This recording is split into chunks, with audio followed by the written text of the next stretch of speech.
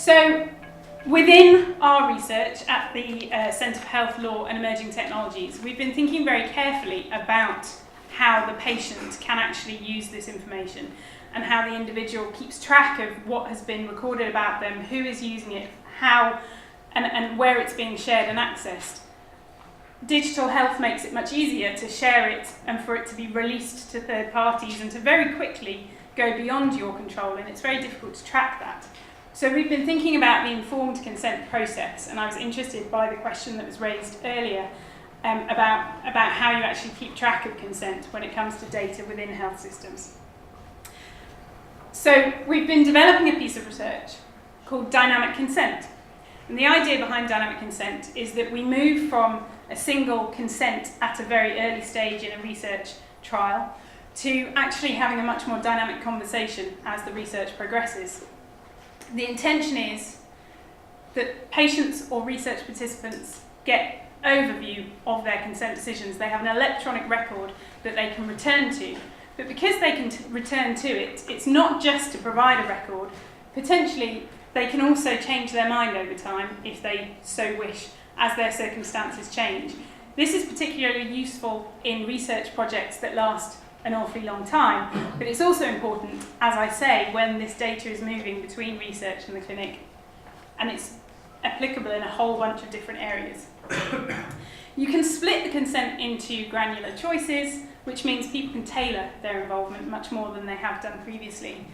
And because they have this online secure profile, you have opportunity to see what's happening with your data and with your samples. You have updates on how the research is going, news, and have much more information at your fingertips about what you are involved in.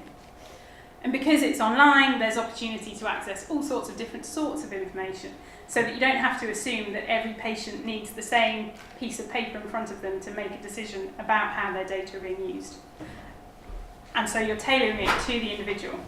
This, I think, is all very important and really quite positive as a move forwards.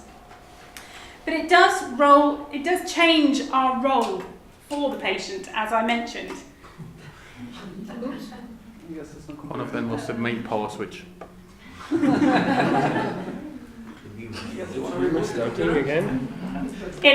It changes the role of the patient, and it puts an awful lot of responsibility on them to be engaged.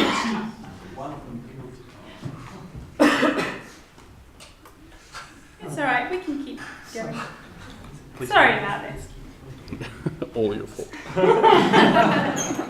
So yeah, well, we're placing responsibility on the patient. They have to be engaged, they have this information. Someone said it earlier, no decision about me without me. What does that actually mean, though, for the individual who has up until this point been used to the doctor making quite a few decisions for them?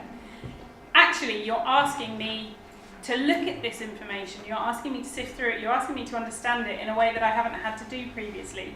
This is great for many, many people, but there are significant proportions of the population that may actually not, at this point, have the opportunity to engage in that way. If I had my slides, we Only going to take a minute. We would move on to another slide from the Australian National Digital Strategy, which looks at connectivity. And somebody said it earlier, I think Hassan, it was you that said it earlier, everybody has a smartphone. Their stats actually showed that it was about 80% of Australians currently have a smartphone.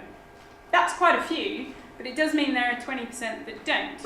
I'm going to assume some of those are young children, but it still suggests we've got a proportion of the population that do not have access to these technologies that we're all very excited we're going to be using. And my question really comes down to what happens to them, and how do we set up these systems such that there aren't people falling through the gaps. And connectivity, there's a whole bunch of reasons. I mean, we know in areas of the UK that it's actually quite difficult to get online for a number of reasons, that Wi-Fi connectivity is not as good as we would like.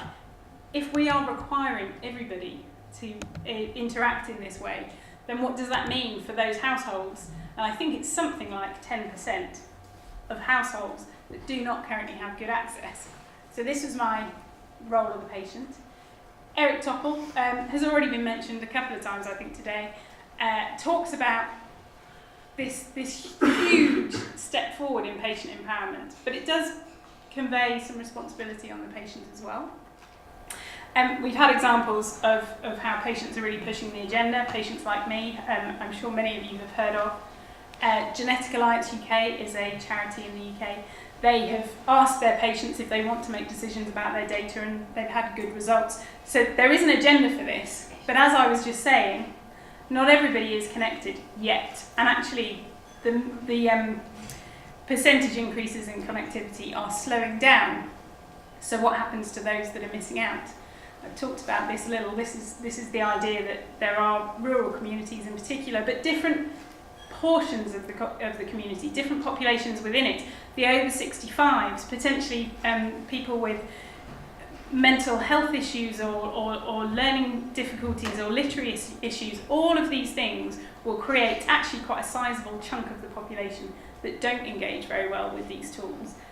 And we need to be very careful when we're talking about them and when we're rolling them out, and when we're getting very excited about them, that we're not leaving these people behind.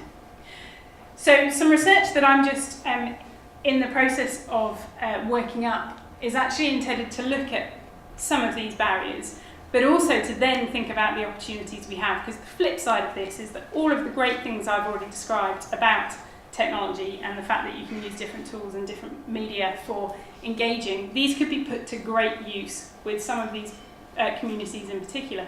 Rural communities, if you can connect them, there's that really great opportunity to engage over distance. So how we manage this balance between all of these great opportunities but not missing people out is the key thing I want you all to take away. And the final aside, this was just in reference to the patient, the client over there, and then the consumer here. We are changing the relationship. We are moving to a partnership model, perhaps, and actually the role of patient perhaps isn't appropriate anymore. Does it matter how we talk about these people? Does it affect their identity within these conversations? I'm not sure yet, but I think it's something worth considering. So I was very interested that you used client in the title of the talk. And yes, these are my conclusions. What are the unintended consequences of progress? And how do we make sure that that progress really is for everybody along the way? Thank you very much for your attention.